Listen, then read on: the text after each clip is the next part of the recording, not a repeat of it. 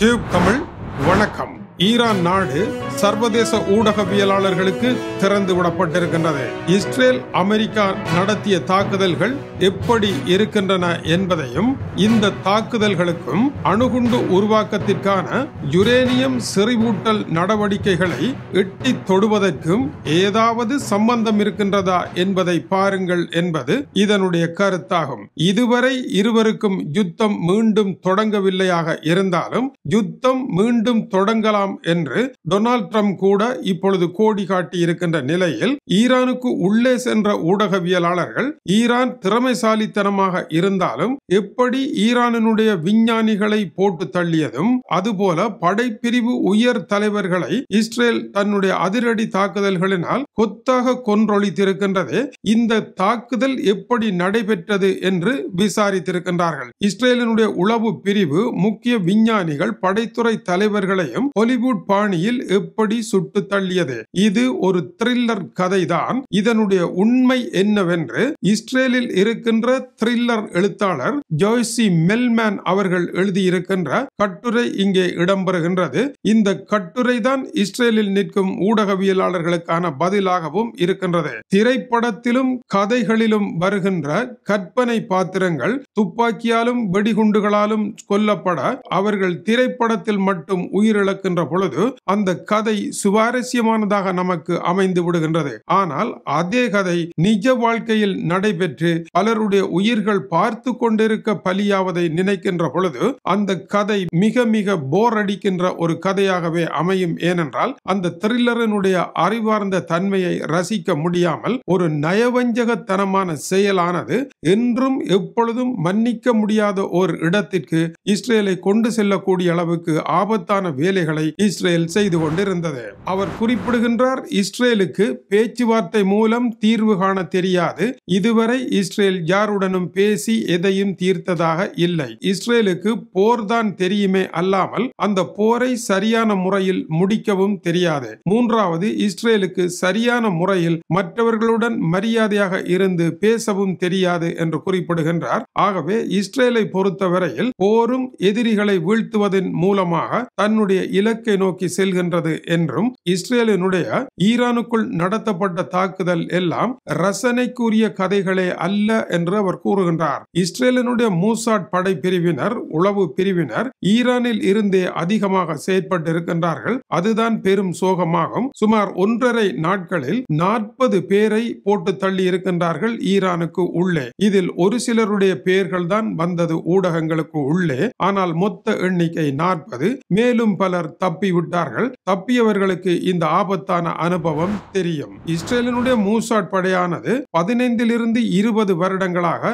ஈரானுக்கு உள்ளே இருந்துதான் வேலை செய்து கொண்டிருக்கின்றது என்பது ஈரானியர்களுக்கே தெரியாது என்பதும், மூசாட் படையினுடைய நடவடிக்கையானது ஈரானில் நாட்டை காட்டி கொடுக்கக்கூடியவர்கள் யார், பணத்தாசை பிடித்தவர்கள் யார் என்று அவர்களுடன் உறவு கொண்டு அவர்கள் எதற்காக இதை செய்கின்றார்கள் என்பதை அவர்களால் கண்டுபிடிக்க முடியாதவாறு அந்த நிகழ்ச்சி திட்டத்தை வரையறை செய்து அவர்களை செயற்பட வைப்பார்கள். இவர்கள் மூசாட் பிரிவினர் என்பதை அவர்களால் கண்டுபிடிக்க முடியாது. அந்த காரியத்தை அவர்கள் கச்சிதமாக நிறைவேற்றுகின்ற பொழுது சம்பந்தப்பட்டவர்களுக்கு அது விளங்காமலே இருக்கும். உதாரணமாக வடகொரிய அதிபரனுடைய சகோதரர் மலேசியாவினுடைய விமான நிலையத்தில் இருந்த பொழுது 2 வியட்நாமிய பெண்கள் அவருடைய முகத்தில் பொலோனியம் விஷம் தடவப்பட்ட கைலேஞ்சிகளை அவருடைய முகத்தில் வீசி அடித்தார்கள். இது வடகொரிய உளவு பிரிவினர் ஒரு தொலைக்காட்சி நிகழ்ச்சி எடுக்கின்றோம், அவருடைய முகத்தில் வீசி எறிந்தீர்களாக இருந்தால் சிறிதளவு பணம் தருவோம், இது ஒரு வேடிக்கை நிகழ்ச்சி என்று கூறி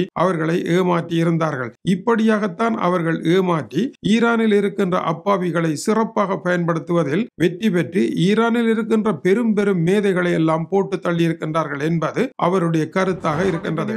மூசாட் படைப்பிரிவினர் ஏதோ சாதாரணமானவர்கள் அல்ல. உலகம் முழுவதிலும் அவர்களுக்கான தலைமை காரியாலயங்கள் இருக்கின்றது என்பதும் அனைத்தும் தொடர்பில் இருக்கின்றது என்பதும் கவனிக்கப்பட வேண்டிய உண்மை. ஆனால் ஈரானில் இவர்கள் நடத்திய தாக்குதல்கள் 100க்கு 100% வெற்றி என்று சொல்ல முடியாது. ஆனால் பெருந்தொகையானவை வெற்றி பெற்றிருக்கின்றன. முதலாவது, இந்த தாக்குதல்கள் இதற்கென்று உருவாக்கப்பட்ட அதி உயர் தொழில்நுட்பங்களை கொண்ட சிறப்பு அறைகளுக்குள் இருந்தே நடத்தப்படுகின்றது. இரண்டாவது, இணைய தொழிற்சாலைகளில் பல்லாயிரக்கணக்கானவர்கள் இருந்து பணியாற்றித்தான் இந்த தாக்குதல் தாக்குதல்களை நடத்துகின்றார்கள். இந்த தாக்குதல்களில் பங்கேற்பவர்கள் இதயம் செத்து போன இரக்கமே இல்லாத ரோபோக்கள் போன்ற உயிருடன் இருக்கும் மனிதர்கள் தான் என்றும் இவர்கள் மனித பிறவிகள் தான் என்றும் அவர் குறிப்பிடுகின்றார். சாதாரண மனிதனாக வாழ்ந்து இளகிய மனம் கொண்ட மனித தன்மை உடையவர்களை இவர்கள் தீர்த்து கட்டுவதில் வெற்றியாளர்களாக இருக்கின்றார்கள். மனித தவறுடையவர்கள் இழைக்கின்ற தவறு இவ்வளவு மோசமான செயலை இந்த உலகத்தில் யாரும் செய்வார்களா என்பதில் அவர்களுக்கு சந்தேகம் இருப்பதும் யாரும் இதை செய்ய மாட்டார்கள் என்று நினைப்பதை இஸ்ரேலியர்கள் செய்கின்றார்கள். முதலாவது சோசியல் மீடியாவில் அதில் அடிக்டாக இருந்து அதிகமாக ஈடுபடுபவர்களை வெகு இலகுவாக இஸ்ரேலினுடைய தொழிற்சாலைகள் கண்டுபிடித்து விடுகின்றன இணைய வழியாக. இரண்டாவது, சம்பந்தப்பட்டவருடைய கை தொலைபேசியினுடைய டேட்டா முழுவதையும் அவர்கள் களவாடி எடுத்து விடுவார்கள். அவர்களை பகுப்பாய்வு செய்வதற்கு அதுவே அவர்களுக்கு போதுமானதாக இருக்கும். மூன்றாவது, இதற்காகவே ஒரு சாப்ட்வேர் உருவாக்கப்பட்டிருக்கின்றது. அதனுடைய பெயர் பெகாசூஸ் என்பதாகும். இது மற்றவர்களுக்கு தெரியாமலே அவர்கள் பற்றிய தகவல்களை எல்லாம் திருடி இஸ்ரேலுக்கு வழங்கிவிடும். நான்காவது, சம்பந்தப்பட்டவர்களுடன் தொடர்பாடல் செய்வதற்கு பலவிதமான வழிகளில் தொடர்ந்து முயற்சி எடுத்துக்கொண்டே இருப்பார்கள். எப்பொழுதாவது ஒரு தொடர்பு வந்துவிட்டால் அவர் சிக்கிக் கொண்டார் என்பது அர்த்தமாகும். இதற்காக தொழிற்சாலைகளில் பல 100 பேர் வேலை செய்து கொண்டிருப்பார்கள். யாரோ ஒருவரிடம் சிக்கிப்படுவீர்களாக இருந்தால் அதோ கதியாக போய்விடும். ஐந்தாவது, யார் பணத்திற்காக நாட்டை காட்டிக் கொடுப்பார்கள் என்கின்ற துரோகிகளை சரியாக அடையாளம் காண்பதற்கும் இந்த நிகழ்ச்சி திட்டம் அவர்களுக்கு உதவியாக அமையும். துரோக செயல்களில் ஈடுபடுபவர்களுக்கு இவ்வாறான அதி அபாயமான தன்னுயிரையே காவு கொள்ளக்கூடிய ஒரு பணியில் தான் சிக்கிவிட்டேன் என்பது தெரியாது. மூசாட்டினுடைய இறுதி நோக்கம் என்ன என்பதை இவர்களால் கண்டுபிடிக்கவும் முடியாது. அதேவேளை அதி உயர்மட்ட மூசாட் பிரிவினர் சம்பந்தப்பட்ட இடத்திலிருந்து பல இடங்களில் பல திக்குகளில் கை தொலைபேசிகளுடன் மற்ற இடத்தை கண்காணித்து தகவல்களை வழங்கிக் கொண்டே இருப்பார்கள். இதனால் தாக்குதல் குறி தவறாமல் நடைபெறுகின்றது. விஞ்ஞானிகள் எங்கே இருக்கின்றார்கள் என்பதையும் அவர்கள் இப்பொழுது எங்கே நகர்கின்றார்கள் என்பதையும் சரியான டேட்டாவில் பல ஆண்டுகளாக தகவல் திரட்டி விஞ்ஞானிகள், படைத்துறை தலைவர்கள் இலக்கு தவறாமல் தாக்கப்படக்கூடிய நிலை வரை அவர்கள் தகவல்களை சேகரித்து வைத்திருப்பார்கள். எதிரிகளை இரவு நேரம் ட்ரோன் பின்தொடர்ந்து அவர்களை அடையாளம் காணும். சரியான உத்தரவு வந்ததும் தீர்த்து கட்டும். 1 ஸ்னைப்பர் மூலமான தாக்குதல் நடைபெறும். 2 வெடிகுண்டு வெடிக்கும். 3 டைம் பாம் வெடிக்கும். 4 ட்ரோன்கள் வந்து தாக்கும். 5 இஸ்ரேலிய விமானங்களை நேரடியாக வரும். 6 பங்கர் பூஸ்டர் போன்ற மோசமான குண்டுகளை பங்கர்களில் போடுவார்கள். ஹிஸ்புல்லாவிற்கு இதுதான் நடைபெற்றது. 2009 2012 வரை 6 பெரும் ஈரானிய விஞ்ஞானிகளை இப்படித்தான் இஸ்ரேல் கொன்று தள்ளி இருக்கின்றது. அதேவேளை ஈரானை பொறுத்த வரையில் ஈரானும் தலை சிறந்த நாடுதான். ஓர் அணுகுண்டை எப்படி செய்வதென்ற அத்தனை விடயங்களும் ஈரானுக்கு தெரியும். அதேவேளை இஸ்ரேலினுடைய அனைத்து ஆயுதங்களினுடைய பலவீனங்களும் ஈரானுக்கு தெரியும். உதாரணமாக இஸ்ரேலினுடைய ஜான் கப்லன் என்கின்ற ஏவுகணை எதிர்ப்பு பீரங்கி உலகில் சிறந்தது என்று கூறப்பட்டது. ஆனால் ஆளில்லா விமானங்கள் ஒரு வீட்டினுடைய கூரைக்கு சுமார் 1 மீட்டர் உயரத்தில் பறக்குமாக இருந்தால் இஸ்ரேலினுடைய ஜான் கப்லனால் அப்பொழுது எதுவும் செய்ய முடியாது என்பது ஈரானியர்களுக்கு தெரியும். இப்படி எதிரியை வெல்லும் ஆயுதம் என்பது அதற்கு போட்டியான ஓர் ஆயுதத்தை உருவாக்குவது மட்டும் அல்ல, எதிரியினுடைய ஆயுதத்தினுடைய பலவீனத்தை கண்டறிந்து அந்த பலவீனத்தின் ஊடாக வெற்றி பெறக்கூடிய ஆயுதத்தை கண்டறிவதுதான் சாலச் சிறந்ததாக அமையும். இன்று உலக அரங்கிலே ஆயுதங்களை உற்பத்தி செய்கின்ற மற்றவர்களிடம் இருந்து ஈரானியர்கள் வேறுபட்டு நிற்கின்றார்கள்.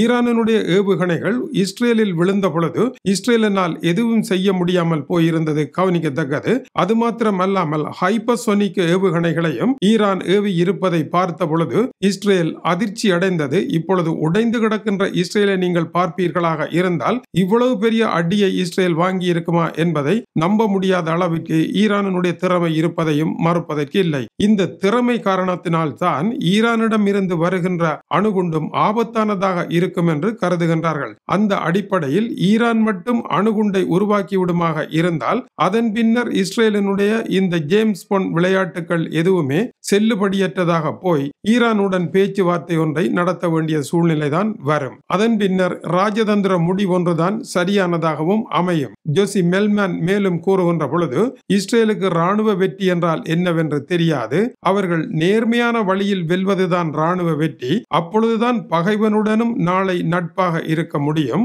நயவஞ்சகமாக பகைவனை வென்றால் எந்த ஒரு காலத்திலும் நட்பாக இருக்க முடியாத நிலையும் பகை என்பது என்பது வரலாறு கடந்து நிற்கும் என்பதும் கவனிக்கத்தக்கது. மேலும் இஸ்ரேலிடம் ராஜதந்திர முடிவுகளுக்கு இஸ்ரேல் இணங்குவது இல்லை. இந்த போர் மறுபடியும் தொடங்கும் என்று டொனால்ட் ட்ரம்ப் கூட கூறுகின்றார். அரசியல் தீர்வு பற்றி இஸ்ரேலுக்கு எதுவும் விளங்காது என்றும் அவரே கூறுகின்றார். இவர் ஒரு இஸ்ரேலியர் தான். எனவே போர் மட்டுமே தெரிந்த இஸ்ரேலுக்கு அந்த போரில் வெல்வதற்காக அது எதையுமே செய்ய தயாராக இருப்பதுதான் இஸ்ரேலுடன் நடத்துகின்ற போரில் இருக்கின்ற சிக்கலாகும். எனவே பழைய காவியங்கள் பெரும் வரலாறுகளை கொண்ட ஈரானுடைய சிந்தனைக்கும் இஸ்ரேலினுடைய சிந்தனைக்கும் இடையே பலத்த வேறுபாடு இருக்கின்றது. ஆகவேதான் ஈரானுக்கு உள்ளே இருந்து இஸ்ரேல் நடத்துகின்ற இத்தகைய தாக்குதல்களை தடுப்பதற்கான பணிகளை ஈரான் செய்தது மிக குறைவாகவே இருக்கின்றது. இப்பொழுதுதான் மோசாட் உளவு பிரிவினுடைய கையாட்களை அவர்கள் தேடி கண்டுபிடித்துக் கொண்டு இருக்கின்றார்கள். ஆனால் ஈரான் என்கின்ற பிரம்மாண்டமான தேசத்திற்கு உள்ளே இஸ்ரேலினுடைய மோசாட் குடியேறி இருப்பதை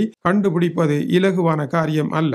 எனவேதான் ஈரானுக்கு இந்த பிரச்சனை என்பது தீராத பிரச்சனையாக இருப்பதனால் ஈரானும் விவகாரத்தை பேசித்தான் தீர்க்க வேண்டும் என்பதுதான் கள நிலவரமாக இருக்கின்றது. இந்த இருவருமே பேச்சுவார்த்தை இல்லாமல் ஒரு போரினால் இந்த பிரச்சனையை என்றும் தீர்க்க முடியாது என்பதற்கு இந்த ஆக்கம் உதாரணமாக அமைகின்றது. எனவே ஈரானில் இறங்கி இருக்கின்ற ஊடகவியலாளர்களுக்கு ஈரான் சொல்லுகின்ற செய்தி, நீங்கள் எங்களுடைய இடத்தில் இருப்பீர்களாக இருந்தால் நீங்கள் என்ன செய்வீர்கள் என்று சிந்தித்தால் நாம் செய்வதுதான் சரி என்பதை நீங்களும் புரிந்து கொள்வீர்கள் என்று ஈரான் கூறுவதற்கான நியாயம் இருக்கின்றது. எனவே இரண்டு தரப்பு நியாயங்களையும் தராசில் போட்டு பார்க்கின்ற பொழுது ஆயுத உற்பத்தியில் அதி கூடுதலான நுட்பத்தை மேற்கு நாடுகளை தவிர இன்னொரு நாடு அடைந்து விட்டால் ஈரான் சந்திக்கின்ற பிரச்சனைகளை அவர்கள் யாராக இருந்தாலும் சந்திப்பார்கள் என்பதுதான் இதுவரையான மோதலின் தொகுப்பாகவும் இருக்கின்றது. இது டியூப் தமிழுடைய உலக செய்திகளுக்காக டென்மார்க்கில் இருந்து கீசே துறை. வணக்கம் உறவுகளே.